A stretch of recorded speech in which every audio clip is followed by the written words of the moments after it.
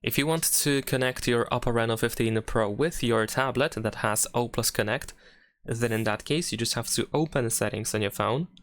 Next we're gonna go to the device connect option, and then in here we can tap on a tablet.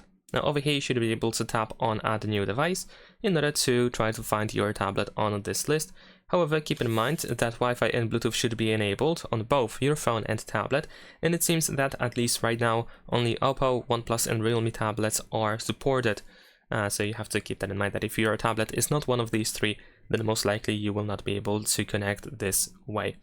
And also we have the auto connect option, so ideally you want to use the same OPPO account or just account in general if possible. If not, then we can also scan a QR code. So if you can generate a QR code on your tablet in order to connect, then this is what you can do. But most of the time you can just detect your device over here if you press add new device. Leave a like and subscribe.